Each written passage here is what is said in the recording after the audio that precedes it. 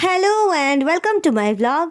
आज मैं फिर से बिना किसी काम के घर से निकल चुकी हूँ और आसपास की हालत आप देख ही सकते हो। बहुत ज़्यादा ठंड है और ठंड के मारे मैं जम रही हूँ।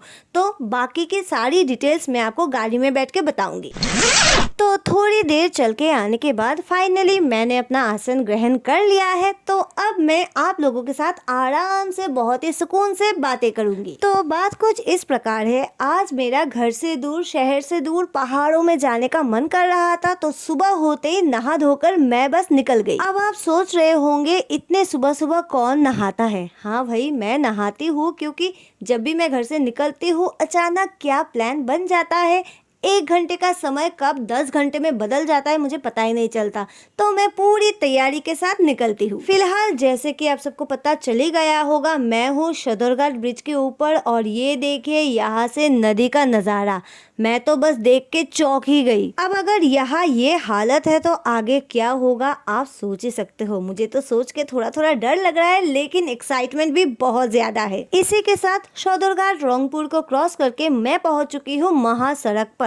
और अब मैं जाऊंगी जितना दूर मैं जा सकती हूँ, मतलब जितना जाना पॉसिबल होगा उतना। और मैं घर से अपना खाना यानी रोटी सब्जी लेके आई हूँ, क्योंकि इतने सुबह सुबह कोई दुकान खुलेगा नहीं और मुझे लगी है बहुत ज्यादा भूख। तो अब ठंड में गाड़ी के अंदर बैठ के खाना खाते हुए सुंदर सुंदर नजारा देखते हुए हम बढ़ेंगे आगे और मैं आपको बताऊंगी सारी डिटेल्स। तो वीडियो के लास्ट तक मेरे साथ बने रहे। इसी के साथ हम पहुंच चुके हैं बोनो दुर्गा मंदिर के सामने और यहाँ पर रुकना तो बनता है। अरे माँ से आशीर्वाद जो लेना है, साथ ही साथ यहाँ का नज़ारा भी बहुत खूबसूरत है। वहाँ दूर एक रबर गार्डन है जहाँ अगर कभी मुझे मौका मिलेगा तो मैं ज़रूर जाऊँगी।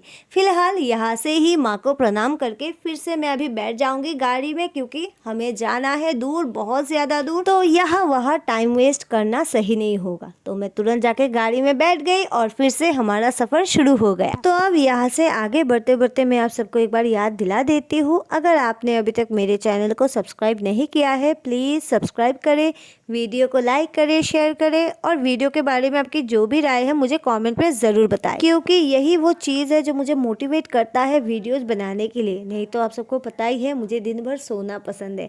एनीवे, आप सबको बहुत बहुत थैंक यू। तो यहाँ से हम आगे बढ़ रहे हैं, लेकिन एक चीज़ जो बहुत ज़्यादा इम्पोर्टेंट है वो है गाड़ी में पेट्रोल डालना, क्योंकि बिना पेट्रोल के ये गाड़ी नहीं चलती। तो फिर से मैंने यहाँ पर अपने मेहनत के पैसे फूंक दिए। अब आगे जाकर ही पता चलेगा इसका नतीजा क्या होगा। आई होप आज का सफ़र बहुत ही अच्छा रहे और जो पैसे मैंने फूका है वो जस्टिफाइड हो। तो यहाँ से पेट्रोल भर के अब हम जा रहे हैं आगे। अगर आप मेरे YouTube फैमिली के पुराने मेंबर हो तो आपको पता ही होगा मैं अक्सर इसी रास्ते से जाती हूँ, क्योंकि ये रास्ता मेरा बहुत ही ज़्यादा फेवरेट है। और हो भी क्यों ना, ये रास्ता है ही बेहद खूबसूरत। पर यहाँ जाने के लिए, मतलब यहाँ से आगे बढ़ने के लिए हमें देना पड़ेगा टोल टैक्स अबाउट 45 रुपीज़ और आने के वक्त फिर से 45 रुपीज़, मतलब यहाँ आने जाने के हमें लगेंगे 90 रुपीज़। तो कुल मिलाकर ये ट्रिप मेरे लिए काफ़ी महंगा है। आई नो बहुत सारे लोगों को लगेगा इतना भी क्या महंगा है, लेकिन हाँ मेरे लिए बहुत महंगा है। मैं अंबानी के रिश्तेदार बिल्कुल नहीं हूँ। खुद की मेहनत की कमाई है जो मैं खुद की खुशी के लिए खर्च कर रही हूँ, with no guilt and no regret. चलिए, अब बोलना था तो बोल दिया, लेकिन अगर मैं सच में इस वक्त अपना फिनेंशियल मैटर डिस्कस करने बैठ जाऊंगी तो मेरे आंखों से आंसू निकल आएंगे। आपको शायद इस वक्त हंसी आ सकती है, लेकिन अगर आप मेरे बैंक स्टेटमेंट देखोगे ना तो आपके भी आंखों से आंसू निकल आएंगे। चलिए, इस मैटर को, इस स्ट्रेस को साइड में रखते हैं और जिस चीज़ के लिए मैं यहाँ पर आई हूँ, नेचर में खो जाने के लिए, सर्दी में पहाड़ का मजा लेने, उस पर फोकस करते हैं। तो जैसे जैसे हम यहाँ से आगे बढ़ रहे हैं हमें बोर्ड्स दिखाई दे रहा है। आई डोंट नो आपने नोटिस किया या नहीं, लेकिन मैं आपको एक बार बता देती हूँ। यहाँ से हाफलोंग की दूरी है 60 किलोमीटर और जैसे जैसे हम आगे बढ़ रहे हैं ये दूरी भी कम हो रही है, लेकिन हाफलोंग हम पहुंच पाएंगे या नहीं मुझे नहीं पता, पर इतना पता है नज़ारे बहुत ही बढ़िया मिलने वाले हैं। तो वीडियो के लास्ट तक मेरे साथ ऐसे ही बने रहे। फिलहाल हम यहाँ से बढ़ रहे हैं आगे और आप देख सकते हो पहाड़ी रास्ता शुरू हो चुका है और अभी अभी धूप निकला है तो पहाड़ की सुंदरता और भी बढ़ गई है। और मुझे लगा आगे हमें ऐसे ही रास्ते मिलेंगे, लेकिन हमारे लिए एक सरप्राइज, बहुत बड़ा सरप्राइज आगे वेट कर रहा था। अब वो सरप्राइज क्या है, अच्छा है बुरा है, वो तो आपको जगह पर, मतलब जिस जगह पे हमें जाके वो सरप्राइज मिला था वहाँ पर जाकर ही पता चलेगा। फिलहाल आप यहाँ पर पहाड़ का लुत्फ उठा सकते हैं। वैसे अगर आपको मौका मिले, इट्स माई रिकमेंडेशन, आपको इस जगह पर मतलब इस रास्ते से जरूर जाना चाहिए। अलग अलग मौसम में पहाड़ का अलग अलग रूप होता है। जब मैं बारिश के समय यहाँ पर आई थी, पहाड़ का रूप कुछ और ही था। रास्ते का हालत थोड़ा खराब था, जैसे कि आप यहाँ पर देख सकते हो। यहाँ पर अभी भी काम चल रहा है। जगह जगह पर लैंडस्लाइड और साथ ही साथ झरना और पहाड़ी नदी क्या कहर ढा रही थी। सच में रेनी सीजन में पहाड़ का नज़ारा कुछ और ही होता है, लेकिन अब सर्दियाँ आ गई है तो पहाड़ का रूप भी बदल चुका है। तो पहाड़ के इसी रूप का मजा लेने में अभी आप सबको लेकर बढ़ रही हूँ आगे। मुझे पता है आगे का नज़ारा और भी बहुत ही माइंड ब्लोइंग होगा, तो अपने दिल को थाम कर रखिए और चलिए मेरे साथ। तो आगे बढ़ते बढ़ते फाइनली हम उस जगह पर पहुंच चुके हैं जहां से हमें दिखाई देगी पहाड़ी नदी। And you guys know how much I love पहाड़ी नदी।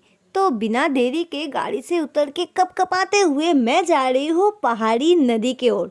पर ये नदी कुछ ज्यादा ही नहीं सूख गया। एक वक्त था जब यहाँ देखने से ही डर लगता था, इतना ज्यादा पानी था और बहाव भी काफी तेज था। लेकिन अब पानी का रंग काफी डिफरेंट है, देख के अच्छा लग रहा है, लेकिन पानी बहुत ही ज्यादा कम है। So here is the most important life lesson. वक्त के साथ सब कुछ बदल जाता है और कभी कभी बदलाव भी काफी खूबसूरत होता है। अब इस ज्ञान के बाद मुझे और भी ज्ञान देना था, लेकिन ठंड की वजह से मेरी हालत खराब हो गई, तो मैं चुपचाप आकर गाड़ी में बैठ गई और हमारी जर्नी फिर से शुरू हो गई। अब जैसे जैसे हम यहाँ से आगे बढ़ रहे हैं, आप एक बार पहाड़ को गौर से देखिए। ऐसा लग रहा है जैसे पहाड़ कोहरे के चादर ओढ़े यहाँ पर खड़ा है, और जैसे जैसे हम आगे बढ़ रहे हैं ये बस बढ़ता ही जा रहा है। अब चट्टान वाली पहाड़ों के बीच से ये रास्ता जा रहा है और हम भी आगे बढ़ रहे हैं, लेकिन जैसे जैसे हम आगे बढ़ रहे हैं विजिबिलिटी काफी कम होता जा रहा है। और ये हमारे तरह कुछ लोग ठंड में पहाड़ों का मजा उठाते हुए। वैसे ये ट्रिप तो है बहुत ही मजेदार, वो भी हमारे घर के एकदम सामने। सुबह सुबह घर से निकले और 1.5-2 घंटे में ही हम वहाँ पर पहुँच गए। हालांकि हाफलोंग यहाँ से थोड़ी दूरी पर है, मतलब 35 से 40 किलोमीटर की दूरी पर है, और रास्ता आगे थोड़ा खराब भी है। तो आगे हम जाए या ना जाए ये मुझे नहीं पता, लेकिन यहाँ जो हमें नज़ारा मिला है ये मैंने कभी सोचा भी नहीं था, और थैंक गॉड मैं यहाँ पर आई हूँ। आई थिंक यहाँ तक आपको इस एरिया की विजिबिलिटी के बारे में पता चली गया होगा। आई स्ट्रांगली रिकमेंड आप सबको यहाँ पर एक बार तो आना ही चाहिए, क्योंकि ठंड का असली मज़ा तो पहाड़ों में ही है। यहाँ पर मेरी हालत थोड़ी ख़राब हो गई है, क्योंकि शौक में मैंने खिड़की नीचे कर दी, और यही फील करने के लिए हम इतने दूर आए हैं, तो कांच बंद करके बक्से में बैठने की क्या जरूरत। लेकिन जैसे जैसे हम आगे बढ़ रहे हैं यहाँ का नज़ारा आप जस्ट देखिए। हाफलोंग यहाँ से 39 किलोमीटर की दूरी पर है। आई डोंट नो हम हाफलोंग पहुँच पाएंगे या नहीं, लेकिन यहाँ का नज़ारा देख के ही मेरा मन तो खुश हो गया। एनीवे, ये वीडियो देख के अगर आपका भी मन कर रहा है यहाँ पर जाने का, तो आप सबके लिए एक चेतावनी, गाड़ी बहुत ही ध्यान से चलाए, ठंड के कपड़े साथ रखे, और अगर हो सके तो थोड़ा बहुत खाने का सामान भी रख दे। अगर आपने इतना भी ध्यान रख दिया ना, तो ये ट्रिप आपके लिए यादगार हो जाएगी। तो यहाँ पर मैं आके रुक गई हूँ, क्योंकि यहाँ से मैं आपको दिखाना चाहती हूँ यहाँ का नज़ारा जो बिल्कुल भी नज़र नहीं आ रहा। अगर आपको अभी भी डाउट है तो गौर से देखिए। यहाँ से अभी अभी एक गाड़ी निकली है, आप देख ही सकते हो, हल्की फुल्की दिखाई दे रहा है। बट वेट, अगर फिर भी आपका मन नहीं भरा तो फिर से गौर फरमाए। I think now you can trust me. तो इसी के साथ अब यहाँ से बढ़ते हैं आगे, लेकिन साथ ही साथ मैं आप सबको एक बार याद दिला देती हूँ, अगर आपने अभी तक मेरे चैनल को सब्सक्राइब नहीं किया है प्लीज़ सब्सक्राइब करें, वीडियो को लाइक करें, शेयर करें, और वीडियो के बारे में आपकी जो भी राय है मुझे कॉमेंट में ज़रूर बताएं। फिलहाल यहाँ का खबर कुछ इस प्रकार है, यहाँ पर ट्रक की लंबी लाइन लग चुका है, और जैसे कि हमें पता था ट्रक को रात में ही पास मिलता है, लेकिन यहाँ आके हमने देखा सुबह सुबह भी ट्रक को पास मिल रहा है। मतलब इस रास्ते से अभी ट्रक्स भी जाएंगे, तो एक तो छोटा रास्ता, ऊपर से ट्रक की लाइन रहेगी, तो ट्रैफिक जाम लगने का चांस है, जिसका मुझे बहुत ज़्यादा डर है, क्योंकि अगर ऐसे ट्रैफिक में हम फंस गए तो निकलना बहुत ही ज़्यादा मुश्किल होता है। अब यही सोचते हुए हम आगे बढ़ रहे हैं, क्योंकि वापस जाने का मन बिल्कुल नहीं कर रहा है। मन तो है हाफलोंग जाके अच्छे से एक्सप्लोर करने का, लेकिन ऐसी गड़बड़ अगर हो गई तो बहुत ज़्यादा दिक्कत हो जाएगी। खैर, यहाँ पर एक चीज़ नोटिस करने वाली है, वो है रास्ता काफ़ी दूर तक ठीक हो गया है, पर अभी बहुत सारी जगह ठीक होना बाकी है, जैसे कि आप यहाँ पर देख सकते हो। अब मेरे मन में बहुत सारी बातें चल रही है, जैसे कि अगर हम टाइम से ना पहुँच सके तो रिटर्न भी आने में लेट होगा,